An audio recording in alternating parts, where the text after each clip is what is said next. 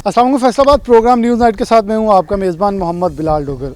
2 हफ्ते बाद दोबारा से प्लान किया कि टेक्सटाइल इंडस्ट्री के ऊपर, फैसलाबाद की बुनियाद के ऊपर, फैसलाबाद की पहचान के ऊपर एक प्रोग्राम दोबारा किया जाए ताकि करंट सिचुएशन देखी जाए। टेक्सटाइल पॉलिसी मौखर ही है, यौन इम्पोर्ट नहीं इजाज़त मिली, धागा नायाब है।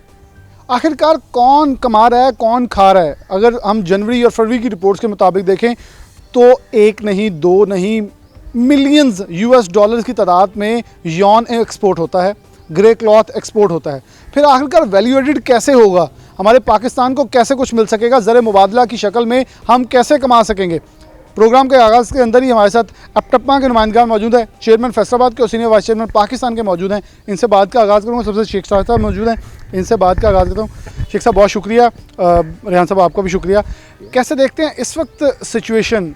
बिलाशुबा आप पाकिस्तान तरीके इंसाफ से, लेकिन आप ये कहते हैं कि डेफिनेटली कारोबार चलेंगे तो कुछ जमातों से वाबस्तगियाँ होती हैं, यार कारोबारी अफराद कहता है। कैसे देख रहे हैं इस वक्त सिचुएशन, कहाँ खड़े हैं हालात? अगर यौन देखें वो नायाब है, सट्टाबाजी आप लोगों के मुताबिक चल रही है, यौन वाले उसको कवर करते हैं, लेकिन वो एक पूरा कार्टेल है। मतलब हम हर चीज़ के ऊपर माफिया खड़ा कर देते हैं, तो माफिया तोड़ेंगे तो टूटेगा, या हम सिर्फ रोना रोते रहेंगे? बिस्मिल्लाहिर्रहमानिर्रहीम। हालात तो बड़े ब्राइट भी हैं लेकिन गंभीर भी हैं। दोनों सिचुएशन इस टाइम हैं। अगर गवर्नमेंट इस टाइम काबू इस पे पा लेती है, जैसा कि हम बारहा कह चुके हैं कि हमें धागे की इंपोर्ट की इजाज़त दी जाए, कॉटन की इंपोर्ट की इजाज़त दी जाए, हमारे पास लूम्स की कुछ शॉर्टेज है, इस हवाले से ग्रे क्लॉथ की इजाज़त दी जाए और वैल्यू एडिड एक्सपोर्ट करने की इजाज़त दी जाए। अगर तो गवर्नमेंट इसको बहुत ही टाइमली काबू डाल लेती है तो फिर तो समझें हालात बहुत ब्राइट है इस मुल्क में। लेकिन अभी नज़र नहीं आ रहा, क्योंकि मैं देख रहा हूँ कि पिछले चंद दिनों से, बल्कि चंद हफ्तों से, ये जो हमारे सेनेट के इलेक्शन के हवाले से इश्यूज़ उठे हुए हैं कि गवर्नमेंट को चाहिए कि जो इक़्तिसादी उनके माहिरीन हैं, जो उनके ऐसी पॉलिसीज़ बनाने वाले हैं, उनको उसी काम पे लगाएं जहाँ जिसका काम उसी को साजे। ये नहीं कि सारे उसके पीछे लग जाएं। यहाँ एक फेलियर नज़र आ रहा है, तो मैं हाईअप से दरख्वास्त करूँगा कि स्पेशली तौर पे देखा जाए, जिस मुल्क की इंडस्ट्री चलती वही जब पहिया चलेगा तो मुल्क तरक्की करेगा। इस टाइम हमारे पास बहुत वाफर आर्डर्स हैं एक्सपोर्ट के हवाले से भी, लोकल मार्केट में भी। लेकिन लोकल में मैं आपको बताऊंगा कि इस टाइम फैसलाबाद में एक बड़ी अजीब सी एक्सरसाइज नज़र देखने को आ रही है, जो कि पहले कभी नहीं देखी गई, कि चंद लोगों का ग्रुप है, वो पैसे सरमायादार हैं, वो सिट्टा का खेल है। यहाँ पर 11 बजे आते हैं और अगर उनके पास फिज़िकली सपोज 100 बोरा है तो 1000 बोरे का बिज़नेस हो रहा है, आपस में खेलते हैं। एंड पे जब यूज़र तक आता है तो उसमें वो 50% रेट्स बढ़े होते हैं। इसी तरह जब उसके रेट्स बढ़ते हैं, उसकी कॉस्ट बढ़ती है, कपड़ा ग्रे बढ़ता है, ग्रे के बाद जब हमारा रेडी टू वेयर या हमारा जो वैल्यू एडिड जो कपड़ा है उसके रेट्स बढ़ जाते हैं।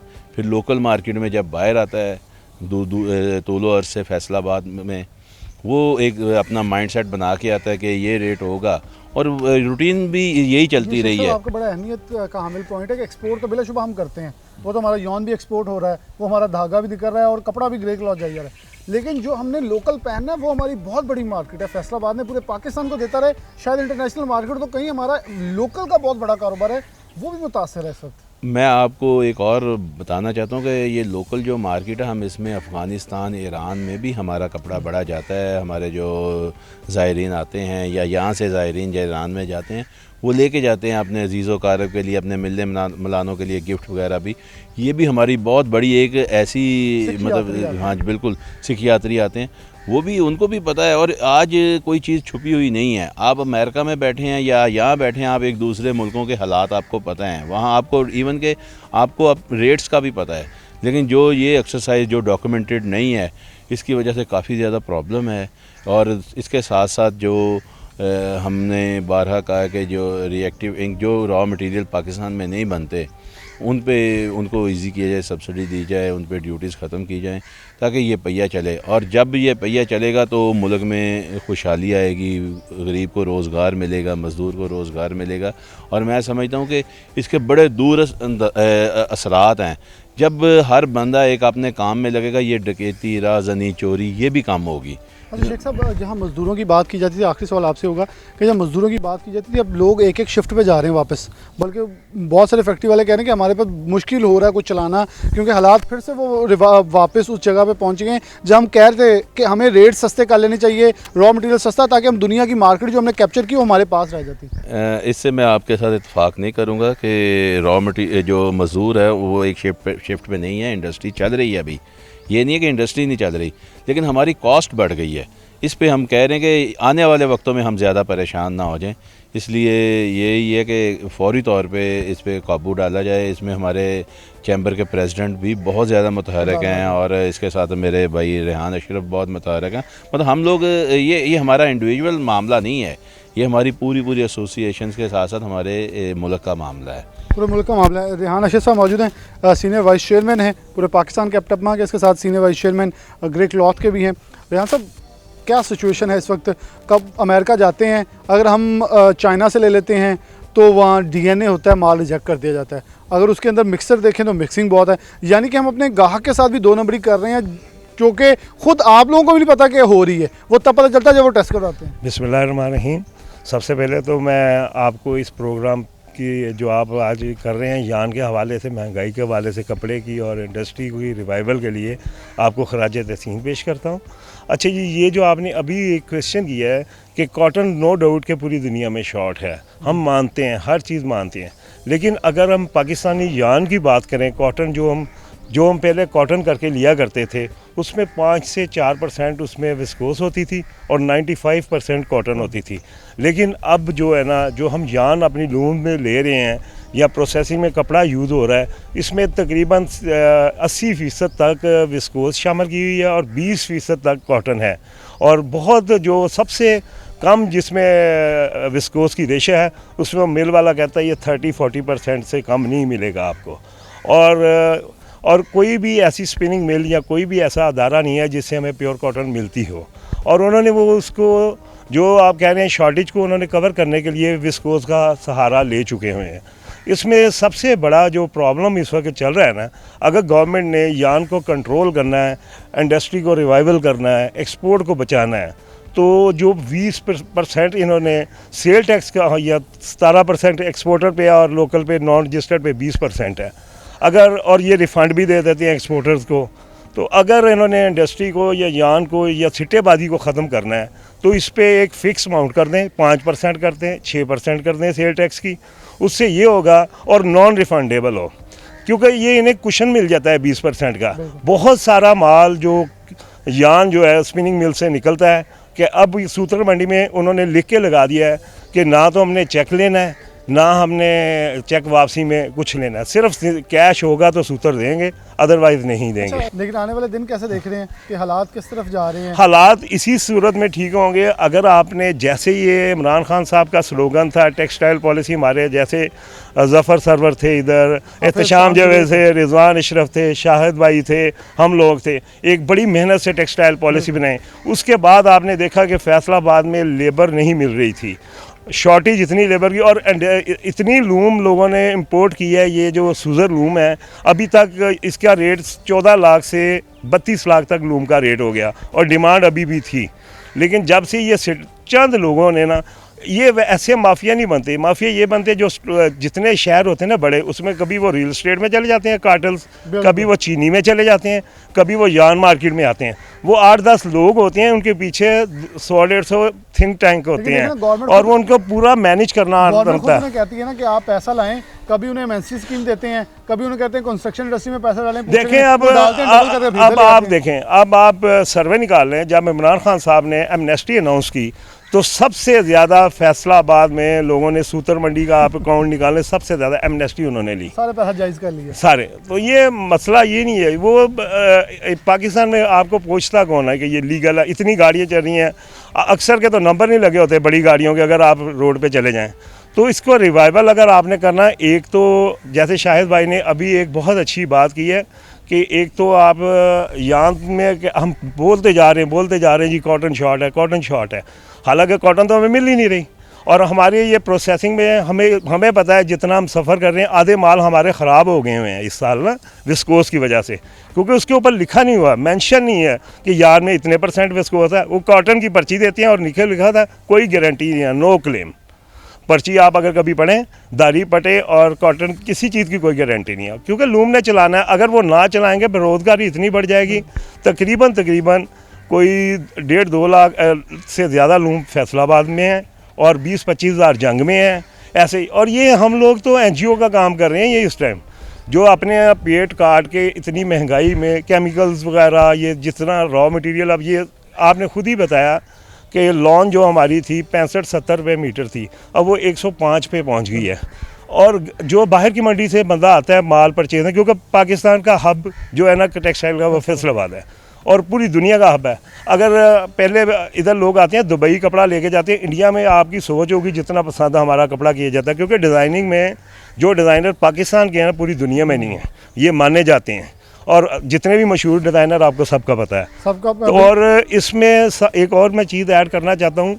एक तो हम हर प्रोग्राम में हर दफ़ा कहते हैं कि अगर यान बाहर भेजेंगे वो $1.5 में जाता है, अगर कपड़ा भेजेंगे वो $3 में है, और इतनी हम समझा चुके हैं इस चीज़ वो 12-13 से ऊपर। तो ये आप वैल्यू ऐड वाले सेक्टर को अगर बचाएंगे तो ये अब नए यूनिट लगने शुरू हो जाने थे टेक्सटाइल के लेटेस्ट, क्योंकि अब लेटेस्ट टेक्नोलॉजी आ गई है, बहुत अच्छे यूनिट आ रहे हैं। और पाकिस्तान के जब से ये इस गवर्नमेंट को एक बार क्रेडिट देता हूँ, जब से इसने स्मगलिंग बंद की है, कपड़ा आना बंद हुआ है, हमारी मार्केट में कपड़े की डिमांड बहुत बढ़ चुकी है। लेकिन यही सूट जो 1200 का था अब 1400 में चले गया है। जिस रेट में वो बायर के पास पहुंचता था उस रेट में वो परचेज़ करता, अब उसमें वो सकत नहीं रही। अगर किसी के पास 10 लाख की रास थी तो उसके पास अगर वो कपड़ा लेता था तो अब वो 40% उसका लेस हो गया, कपड़ा लेके जाता है, तो उसकी सेल में भी कमी आई है। आगे गाहक में भी उतनी ज़ाहिर लोगों में इतनी पोटेंशियल नहीं है लोगों में। बहुत शुक्रिया। रेहान अशरफ साहब मौजूद थे, शेख शाह साहब मौजूद थे। बहुत ही क्लियरली उन्होंने अपनी स्टेटमेंट सारी आगे रखी है कि इस वक्त जो सिचुएशन में हम खड़े हैं वहाँ गवर्नमेंट को फिल फॉर बहुत तेज़ इकदाम करने, और ये पिछले 2 माह से यही कह रहे हैं फिल फॉर इकदाम करने हैं। लेकिन अब हुकूमत को मेरे ख्याल सेनेट इलेक्शन गुजर गए हैं, अब कुछ कर लेना चाहिए, नहीं तो वो वक्त ना देखा जाए कि कब कोई और आके इनका हक जो छिना जा रहा है वो ऑलरेडी लिया जाए। छोटी सी ब्रेक लेंगे, दोबारा हाजिर होते हैं।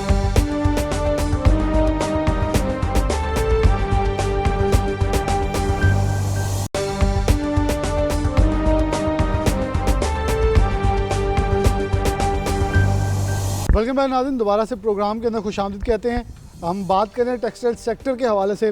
गुज़िश्ता 2 माह से बदस्तूर जो रुझान है मंदी का वो जारी है, डाउनफॉल है टेक्सटाइल इंडस्ट्री के अंदर, एक्सपोर्ट डाउनफॉल जा रहा है। हमने इससे पहले एक प्रोग्राम किया जब लूम ऑनर्स जो हैं वो एहतजाज की तरफ जा रहे थे, तो उनसे पूछा तो उन्होंने कहा जहां 2 शिफ्टें चल रही थी वहां अब 1 शिफ्ट चलाने के भी काबिल नहीं रहे।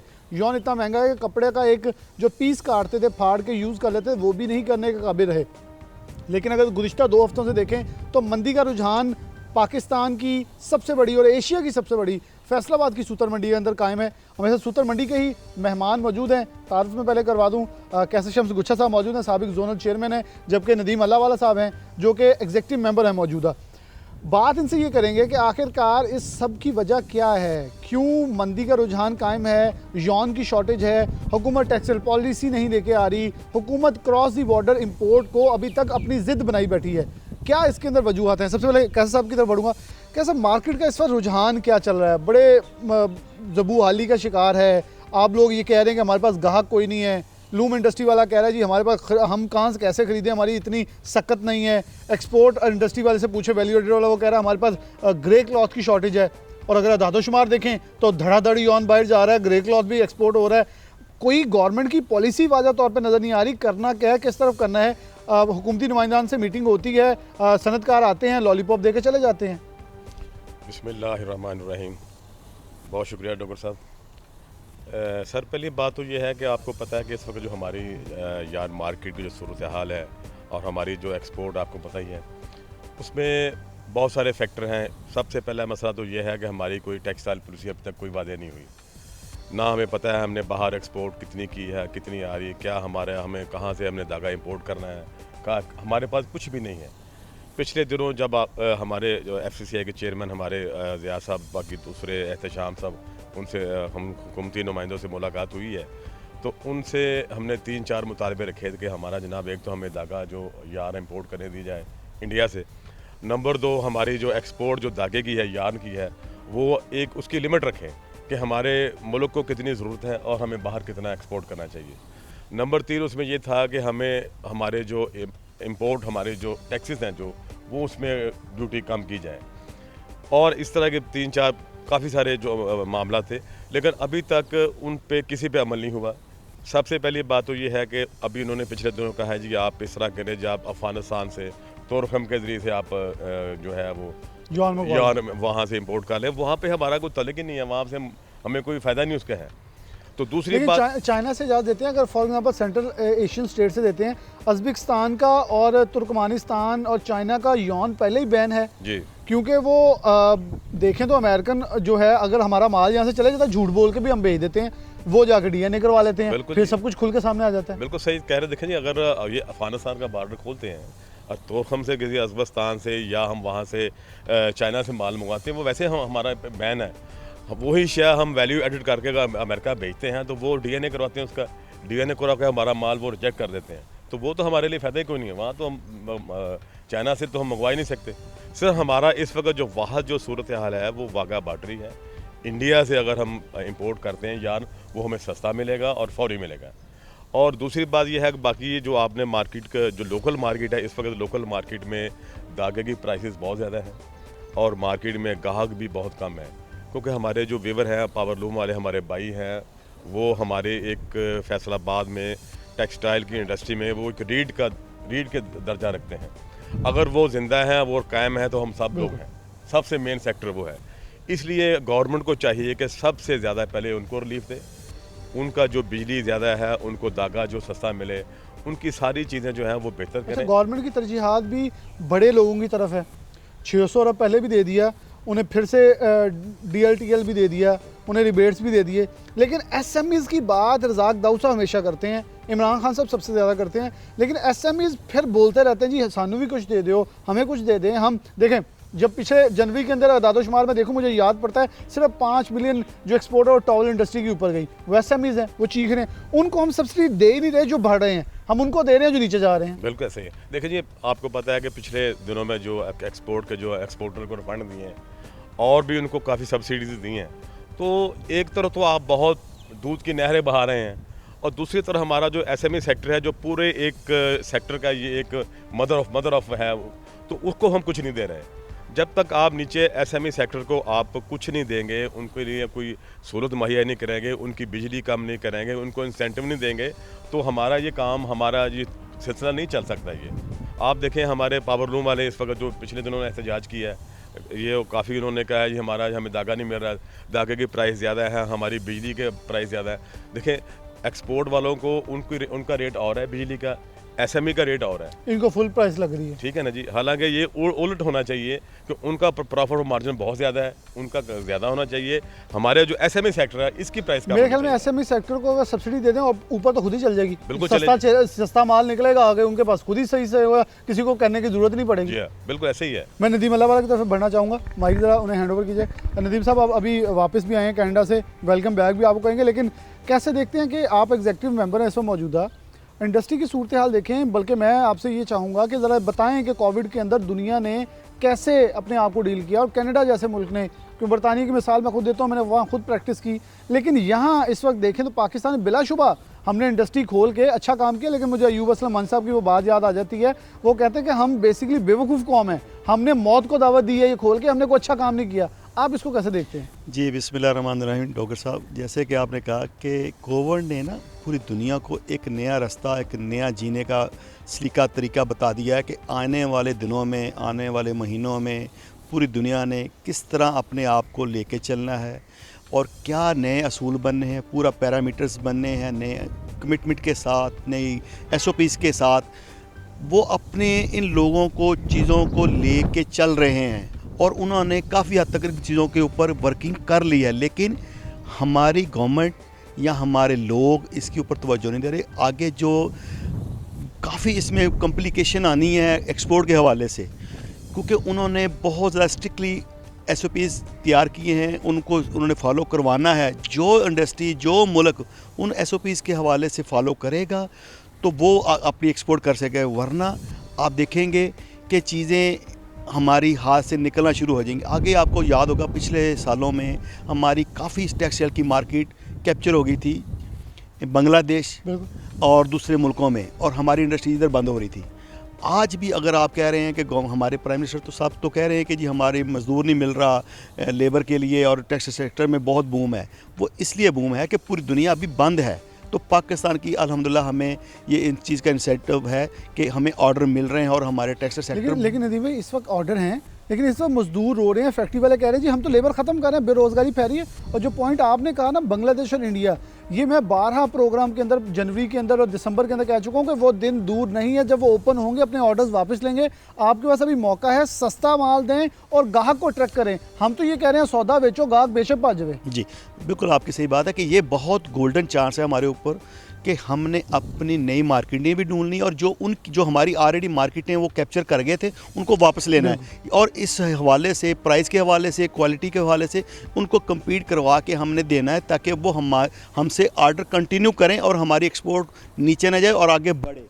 लेकिन गवर्नमेंट की पॉलिसी इसमें क्या है कि गवर्नमेंट की पॉलिसीज़ को हमें देखना पड़ेगा कि महीने में 4-4 दफ़ा जिस मुल्क में बिजली के रेट इंक्रीज़ होंगे, गैस के रेट इंक्रीज़ होंगे, और टेक्सटाइल को आप टैक्स को देख लें उसमें कोई इंसेंटिव नहीं है, रिबेट का हाल देख लें, वो हमने कितने एहतजाज किए, पूरे सालों से हम रोडों पे थे, पूरा ताजर पूरा सेक्टर, लेकिन आपने उस हवाले से क्या पॉलिसीज़ और पॉलिसीज़ का क्या है कि उसमें कितना फुकदान है, उसमें कोई तसलसल नहीं है। सर 1.5 साल से टेक्सटाइल पॉलिसी अभी लटकी हुई है, वो मंजूर नहीं हुई और फुल फ्लैज देखिए हमारी 70% आप जैसे कि आपको पता है कि टेक्सटाइल पूरा पाकिस्तान की टेक्सटाइल सेक्टर का 70% टेक्सटाइल से हमने रेवेन्यू हासिल होता है, और आज हमारे पास कोई फुल फ्लैज कोई टेक्सटाइल मिनिस्टर नहीं है। मैं अपील करना चाहूँगा प्राइम मिनिस्टर साहब को कि ये बहुत बड़ा सेक्टर है, आप फौरी तौर पर बहुत अच्छा जो टेक्सटाइल का मुतलका आदमी हो जो समझता हो इस शोबे को, वो फौरी तौर पर टेक्सटाइल मिनिस्टर लगाया जाए ताकि वो लोगों के साथ मिल के बैठ के को अच्छी तरतीब दी जाए। और आने वालों में मेरे ख्याल में मशीरान की एक फ़ौज है बहुत बड़ी, पहले खान साहब ने इकट्ठी की, एक आधा मशीर हमारे में से भी ले लें, यहाँ फैसलाबाद से जफर इकबाल सर जिसने टेक्सटाइल पॉलिसी बना के दी है। जो लोग आपके अपने जिनको आप हर जगह शाबाश देते हैं, श्रीलंका साल ले गए हैं, उनके ऊपर हाथ तो रख के देखें, वो आपकी पूरी टेक्सटाइल इंडस्ट्री के लिए जो काम करना, मेरे ख्याल में क्योंकि हम उनको पर्सनली जानते हैं, जो दर्द रखने वाले लोग हैं उनको हमने पसे पुश डाल दिया है और हमने ट्रक की बत्तियों पीछे लगाए हुए हैं लोग। जी बिल्कुल आपके सही है। इस तरह जफर भाई हैं हमारे चैम्बर के प्रेसिडेंट हैं जो बड़े हैं जो टेक्सटाइल के मतलब और पायनियर जो मियां अदरीस साहब हैं FCCI के चेयरमैन रहे हैं, वो इस तरह के लोग एक थिंक टैंक बनाएं, उनके साथ बैठें और कमिंग डे आपको पता है कि आने वाले महीनों में आपका बजट बनाना है, आप तो अभी से इन लोगों को ऑन बोर्ड करें, जो ताजरों की प्रॉब्लम है उनको डिस्कस करके अच्छा एक पैकेज दें ताकि आने वाले दिनों में बजट बोलने के बाद हमें पता चलता है कि हमारे साथ क्या सलूक हो गया। अभी से मैं कहता हूं कि इसके ऊपर आप एक जामिया पॉलिसीज़ और एक ब्रीफिंग लें इन लोगों से ताकि हमारे जो सेक्टर टू सेक्टर लोग हैं उनको साथ बिठा के हमारे मुताबिक जो हमारे ताजरों के टेक्सटाइल के और जो हमारी इंडस्ट्री के ट्रेड के लोग हैं, इलेक्टेड बॉडीज़ हैं, उनके नुमाइंदों के साथ मिल के बजट बनाएं, तैयार करें ताकि आने वाले महीनों में ये प्रॉब्लम दोबारा ना सर उठा सके और ताजरों को रिलीफ दें। ये गवर्नमेंट का काम है रिलीफ देना, हर गवर्नमेंट देती है, पूरी दुनिया अपने अपने लोगों को। ये कोविड के हवाले से आप देखें SMEs के हवाले जिस तरह कैसरो भाई ने कहा, उन्होंने फ़ी फर्म पूरी दुनिया में इंग्लैंड देख लें, अमेरिका देख लें, कनाडा देख लें, हर SMEs को उन्होंने घर बैठे 40-40 हज़ार डॉलर दिए कि वो अपनी जो एक्सपेंस है उनको कवर करते रहें और अपने कारोबार बंद रखें। ये वो जो रियासत है वो एक माँ का किरदार अदा करे, जिस तरह एक माँ अपने बच्चों को पालती, वो लोग अपने सिटीज़न को इस तरह उनकी टेक केयर करते हैं, इस तरह उनको लुक आफ्टर करते हैं। और उन्होंने एक पूरा साल उनको घर बैठे उनको इंसेंटिव दिए, टैक्स वेव किए हैं और ग्रेस पीरियड दिया उनको मॉर्गेज के ऊपर, बड़े कुछ उन्होंने दिया, बड़े बड़े। अभी देखा आपने रिसेंटली जो अमेरिका का आपको कोविड का उन्होंने बजट पास किया है, उनकी मंजूरी दी है कांग्रेस ने, तो वो हवाले से आप देखें कि वो लोग अपने लोगों के हवाले से पॉलिसीज़ बना रहे हैं और देख रहे हैं और उनके ऊपर वर्क कर रहे हैं। हमें भी ये चाहिए कि हम उनको फॉलो करें और आने वाले दिनों में हमें ये गवर्नमेंट से ये तवक्को रखनी चाहिए कि वो हमारे लिए कुछ करेगी। मैं गुजर साहब से एक आखिरी बहुत शॉर्ट आंसर चाहता हूँ, माइक लीजिएगा, कि नदीम साहब ने एक पॉइंट उठाया बड़ा ही वैलिड था कि अगर आपने टेक्सटाइल सेक्टर के हवाले से बजट में कुछ शामिल करना तो एक पूरा सेशन यहाँ रख दें। सिफारिशात यहाँ से लेकर जाने की बजाय एक सेशन यहाँ रखें, उन पॉइंट्स को फाइनल करें ताकि इनको पता हो इनको क्या मिलने वाला है। डॉक्टर साहब देखिए जी, अभी माशाल्लाह नदीम साहब ने बहुत अच्छी बात की है कि हमारे फैसलाबाद में बड़े बड़े नाम हैं। ज़फ़र साहब हैं, ज़फ़र सरवर साहब हैं, मियाँ अदरी साहब हैं, एहतशाम साहब हैं, ज़िया आलमदार साहब हैं, हमारे सिकंदर आज़म साहब हैं, हमारे इतने हमारे ये यहाँ पे एक्सपोर्टर हैं, हमारे भाई हैं, कारोबारी लोग हैं जो बहुत वसी तजर्बा रखते हैं। मेरे ख़्याल से उन सब स्टेक होल्डर को यहाँ बैठाना चाहिए, उनसे मशावरत करके फिर बजट के बारे में पॉलिसी बनानी चाहिए। और अगर ये नहीं करेंगे तो ऐसे ये नहीं काम चलेगा, ऐसे काम नहीं चलेगा। बहुत शुक्रिया दोनों मेहमानों का। मैं एक चीज़ जो इन्होंने किया मैं उसे दोबारा इंडोर्स करूँगा, दोबारा आगे लेके चलूँगा, इन वर्ड्स को सेकंड करूँगा। हाफिज़ एहतशाम जुवैद सदर FCCI बिलाशुबा बड़े एनर्जेटिक हैं और हुनर रखते हैं और अपने अंदर एक सलाहियत रखते हैं। ज़फ़र इकबाल सरवर खुद टेक्सटाइल पॉलिसी काउंसिल हेड हैं। इसके साथ सैयद ज़िया आलमदार जिन्होंने अपना किरदार पहले भी अदा किया और करते आए हैं। अब ये बड़े नाम हैं, मियाँ अदरी साहब का इन्होंने नाम लिया, ये वो लोग हैं जो टेक्सटाइल सेक्टर की बहाली के लिए हमेशा से कोशिश रहे हैं, बेशक गवर्नमेंट किसी भी जमात की हो। तो इनको ऑन बोर्ड लिया जाए, ये आपके अपने लोग हैं, आपके साथ बैठते भी हैं। देखें, आप जब भी अगर मीटिंग होती है तो खुर्रम मुख्तार साहब भी बैठे होते हैं। मीटिंग्स के अंदर इन लोगों को जब बुलाते हैं तो इन लोगों की एक कमेटी बना दें कि इनकी सिफारिशात के ऊपर सिर्फ अमल किया जाएगा और इनकी सिफारिशात को फिल फॉर फाइनल समझते इंप्लीमेंट किया जाएगा। छोटी सी ब्रेक, दोबारा हाजिर होते हैं।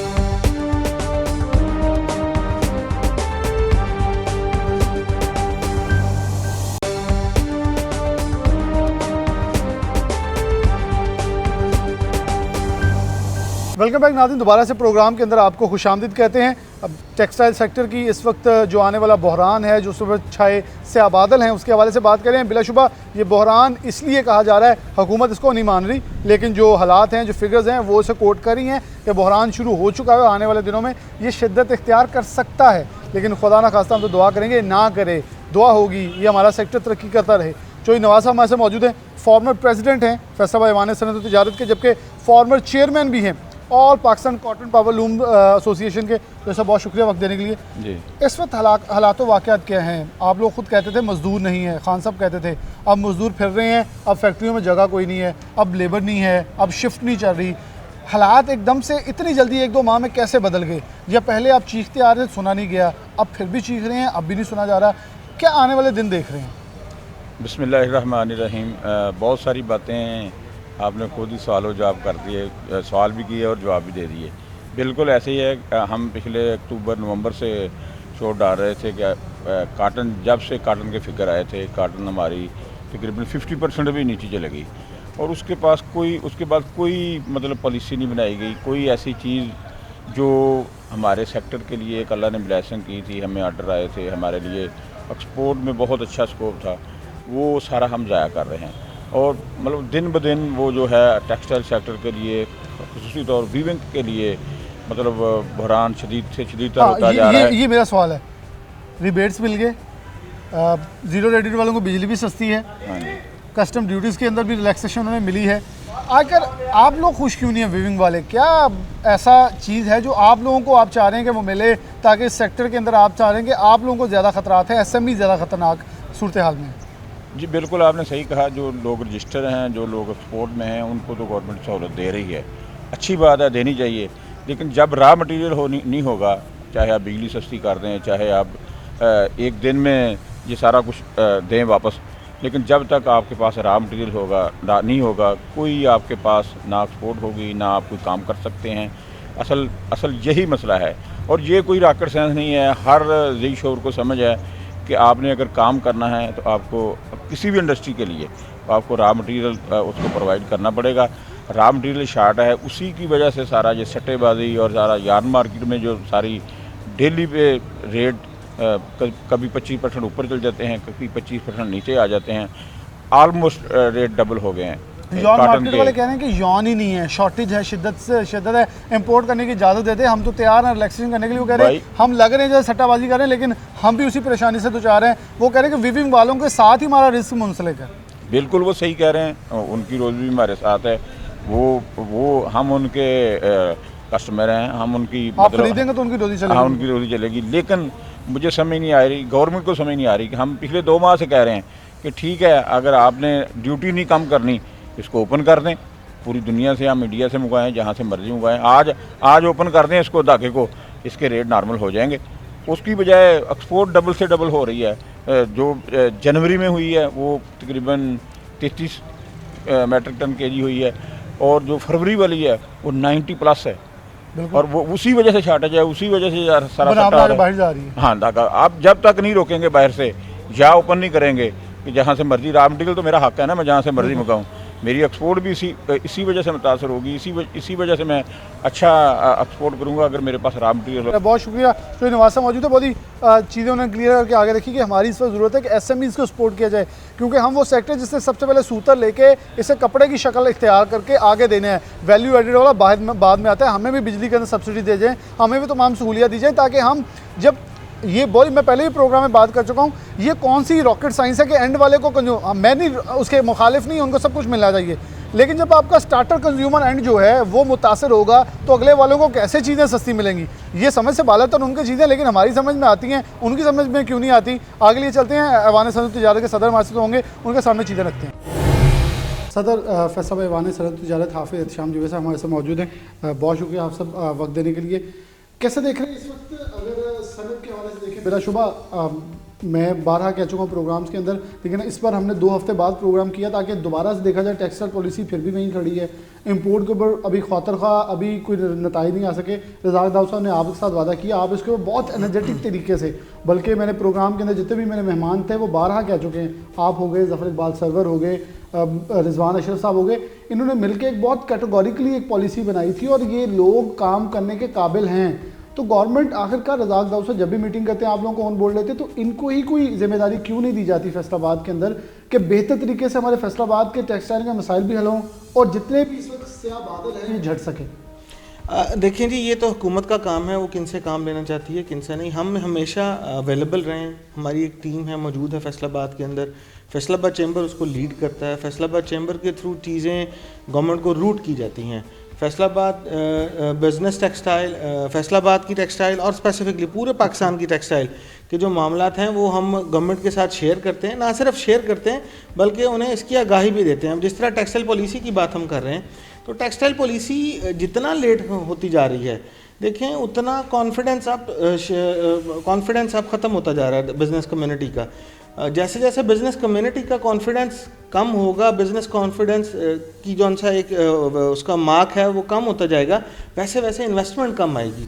तो मैं समझता हूँ इसको जल्द से जल्द वो गिरता हुआ कॉन्फिडेंस बहाल करने के लिए, आपकी एक्सपोर्ट्स की वैल्यू पिछले महीने कुछ और थी, इस दफ़ा और डिक्लाइन उसमें आ रहा है, तो उसको बहाल करने के लिए हमें ज़्यादा बेहतर तरीके से इसको फौरी तौर के ऊपर इसकी इम्प्लीमेंटेशन को यकीनी बनाना चाहिए ताकि हम इसके प्रॉपर तरीके से इसकी इम्प्लीमेंटेशन कर सकें। अगर हम देखें तो यॉन के ऊपर धागे की जो इम्पोर्ट है उसकी इजाज़त दे दी, क्या इससे डायरेक्टली फ़ायदा होगा? क्योंकि जब ऑर्डर सर पे खड़े हैं, ऑर्डर बनाने के लिए ऑलरेडी हमें देरी हो रही है, वहाँ धागा आएगा, फिर स्पिनिंग होगी, फिर यॉन बनेगा, फिर हम करेंगे। यॉन एक्सपोर्ट बंद नहीं हो रही, ग्रे क्लॉथ की एक्सपोर्ट बंद नहीं हो रही, बल्कि आपका सेक्टर भरपूर अंदाज में कह रहा है हमें ग्रे क्लॉथ दें, क्योंकि विविंग सेक्टर के पास इतनी कैपेसिटी नहीं हमारी जो ज़रूरत है वो पूरी कर सके। इसको कैसे देखते हैं? मतलब चीज़ें बहुत ताख़ीर का शिकार हुई, तब हो जाएंगी बांग्लादेश खुल गया, इंडिया खुल गया, हम थर्ड वेव के अंदर जा रहे हैं, हमें तो अपना खतरा है कि कहीं ये ज़्यादा संगीन ना हो जाए। इस सब सिनेरियो के अंदर कैसे देख रहे हैं सब? देखें बिलाल, ये बात बड़े वाज़े तौर पे हम इस पे ऊपर स्टांस लेते हैं कि देखें हालात के मुताबिक फ़ैसले, प्रॉम्प्ट एक्शंस की ज़रूरत है इस वक्त। सेनेट के इंतखाबात ने एक अजीब किस्म की फ़ज़ा हुकूमत को मरतब की है। इसी वजह से हम पॉलिटिकल स्टेबिलिटी जौन सी है वो आपकी इकोनॉमिक स्टेबिलिटी के लिए बहुत ज़रूरी है। इस वक्त जो हमें महसूस हो रहा है कि जो पॉलिटिकल अनस्टेबिलिटी इस वक्त प्रिवेल कर रही है, उसकी वजह से भी बहुत सारे मसाइल पैदा होना शुरू हो गए हैं। अब देखें सेनेट के इंतखाबात के अंदर सूरत हाल चेंज होती है, अपोजिशन का प्रेशर बढ़ता जा रहा है, और जो अहम मसाइल हैं जिसके साथ मुल्क की तरक्की जुड़ी हुई है, जिसके साथ आपके टेक्सटाइल सेक्टर की तरक्की जुड़ी हुई है, आपको फौरी तौर के ऊपर यान इम्पोर्ट करना है, वो आप कर पा नहीं रहे। पॉलिसी गवर्नमेंट उसमें कुछ दे नहीं पा रही, प्रॉम्प्ट एक्शन कर नहीं पा रही। बल्कि मैं यहाँ तक कहूँगा कि आपका जो विविंग सेक्टर है और दूसरे जौन से सेक्टर हैं, वहाँ पर तो एक और मसला हमारा जन्म ले चुका है। हमारे जो भाई हैं टेक्सटाइल के स्पिनिंग मिल्स वाले, वो हमें धागा देते हैं कॉटन का धागा कहते हैं, बैग के ऊपर कॉटन लिखा होता है, कॉटन का होता है, लेकिन अंदर से विस्कोस मिक्सिंग निकल रही है। जब वही प्रोडक्ट्स मिलके बन के उसके जाती हैं यूएस से, तो वो पोर्ट से क्लियर ही नहीं हो पा रही होती, जब उनका लैब टेस्ट होता है तो वो पता लगता है कि उसके अंदर तो 60% विस्कोस मिक्स है। हमने बेबहा दफ़ा उनसे रिक्वेस्ट की है, बल्कि ये मैं कहता हूँ फेलियर है हुकूमत के रेगुलेटरी अथॉरिटीज़ का। ये इससे बड़ा और फेलियर क्या है, बल्कि मैं तो इसको फ्रॉड कहता हूँ कि ये फ्रॉड है एफबीआर के साथ। देखें, आप एफबीआर को बताते हैं कि हम ये सेल्स टैक्स का फ्रॉड है, हम बता रहे हैं कि हम कॉटन सेल कर रहे हैं, कॉटन के बदले आप विस्कोस मिक्स करके सेल कर रहे हैं, तो आप क्या कर रहे हैं? आप ना सिर्फ प्रोडक्ट्स के मामले में फेलियर का दे रहे हैं, बल्कि इसके साथ साथ आप गवर्नमेंट के साथ भी फ्रॉड कर रहे हैं। तो हम तो इसको ना सिर्फ कंडेम करते हैं, बल्कि हर जगह पे कहते हैं कि इसके साथ मार्केट के अंदर जो डिवैल्यूएशन हो रही है कपड़े की, आने वाले दिनों के अंदर ना सिर्फ वही कपड़ा महंगा हो रहा है, बल्कि उस कपड़े की एक्चुअल प्राइसिंग के अंदर जो बूस्ट आ रहा है वो भी एक लम्हा फिक्री है। एक आखिरी सवाल होगा कि अगर हमारा कपड़ा जब बाहर जाता है तो हम कॉटन ले रहे हैं चाइना से, या अगर तफ्तान के बॉर्डर से ले लेते हैं हम सेंट्रल एशिया से, तो वो टेस्ट होता है, जाके डीएनए करवाते हैं, फिर कपड़ा हमारा रिजेक्ट होता है। यानी कि हम अपने बायर के साथ जब ये मोनोपोली और दो नंबरी करेंगे, डेफिनेटली हमारी तो मार्केट वैल्यू और ख़राब होगी इंटरनेशनल तौर पर। देखें जी, इसका एक ही हल है, हम बता रहे हैं कि यॉन की इंपोर्ट की इजाज़त जल्द दी जाए। जब मार्केट के अंदर एक अच्छी क्वालिटी का यॉन अवेलेबल आ जाएगा तो ऑटोमेटिकली कंपटीशन की फ़िज़ा के अंदर ये लोग काम नहीं करेंगे, क्योंकि हो क्या रहा है, हो ये रहा है they are the only suppliers. जब वो ओनली सप्लायर्स होते हैं तो वो मोनोपोलिस्टिक तरीके से इसको अपनी मोनोपोली बना देते हैं। मोनोपोली बना के जो वो देंगे, जिस दाम पे देंगे, इस इंडस्ट्री को लेना पड़ा है। तो लोकल इंडस्ट्री तो इससे बहुत बुरी तरीके से मुतासर हो चुकी है। वो कपड़ा जो मार्केट के अंदर अवेलेबल ग्रे शक्ल के अंदर 70 रुपये मीटर होता है, वो 100 रुपये मीटर तक सेल आउट हो गया। आप उसकी वैल्यू की इस मोनोपोली के अंदर इस लॉबिंग को चेक करें कि ये 30 रुपये पर मीटर इजाफा हो चुका है। क्या इससे महंगाई नहीं होगी? फिर वो कम हो गया थोड़ी सी, जब खरीदारी बंद हुई। तो डिमांड एंड सप्लाई के अंदर क्वालिटी इनको इंश्योर करने के लिए अब हमारे पास कोई और दूसरा रास्ता नहीं है, सिर्फ ये कि हम सस्ती तरीन जहाँ से यौन हमें मिलता है, अवेलेबल है, हम वहाँ से यौन की खरीदारी और को अवेलेबल बनाएं। बल्कि एक बड़ा बावसूख ज़राए से मैं वो खुद कहते हैं कि अगर हमने यौन वहाँ से मंगवा लिया तो 25% यौन सस्ता होगा वहाँ से। अब इस इंडस्ट्री को 25% सस्ता यौन जब मिलना शुरू हो जाएगा तो अब खुद सोचें कि ये इंडस्ट्री वैल्यू ऐड करके, उसी चीज़ को वैल्यू ऐड करके हमारी एक्सपोर्ट्स कैसे नहीं बढ़ेंगी। बहुत शुक्रिया, हाफिज शाम जुवैसा मौजूद थे। इनके एक पॉइंट से मुझे वो पूरी एक पिक्चर सामने आई। चीनी के ऊपर बिल्कुल यही सिनेरियो था कि लोग बाद में कहने लगे थे कि एक मिडिल तबका है अंदर जो इसे फ़ायदा ले रहा है। आटे के अंदर भी ये हुआ, गंदम के अंदर। फिर इसके बाद अब जब मुर्गी का बहरान आया तब भी यही हुआ कि खुद फार्म मालकान कह रहे हैं कि फीड के अंदर हमारे सोयाबीन और जो दीगर चीज़ें हैं उनकी कैपेसिटी इतनी नहीं है कि अच्छी फीड आए, इसलिए मुर्गी हल्की जा रही है, लेकिन उसका रेट अप हो गया। अब यही चीज़ें ये कह रहे हैं। इसके अंदर बिलाशुबा जो हाफ साहब ने कहा कि गवर्नमेंट का फेलियर, मेरे ख्याल में गवर्नमेंट को फेलियर, जो पाकिस्तान तहरीक इंसाफ के अपने लोग भी कहते हैं कि हमें फेलियर करने में कहीं ना कहीं ब्यूरोक्रेसी का हाथ है। तो अब तो सामने आया है कि आपको 1 नहीं, 2 नहीं, 3 नहीं, 5-6 मकामात पर जो अशिया खुरोनोश हैं, अद्वियात ले लें, चीनी ले लें, आटा ले लें, जो मर्जी सेक्टर ले लें, उसके अंदर आपको एक मखसूस तबका है जो उन्हें प्रॉपर गाइड करके उनसे मोनोपोली करवाता है, स्टॉकिंग करवाता है, फिर हाई प्राइसेस करता है और गवर्नमेंट के ऊपर लान तान शुरू हो जाती है। तो इसके बाद हुकूमत को सोचना होगा कि अगर आवाम के अंदर दोबारा वापस जाना है तो जो हमें नाकाम करने की कोशिश कर रहे हैं उनको खास तौर पे हाथ डाला जाए और उनको नाकाम बनाया जाए, ताकि हुकूमत का फिलफौर जो इकदामात हैं वो रिलीफ है आवाम को नज़र आ सके। इसी के साथ प्रोग्राम न्यूज़ नेट से इजाज़त दीजिए। अल्लाह हाफिज़।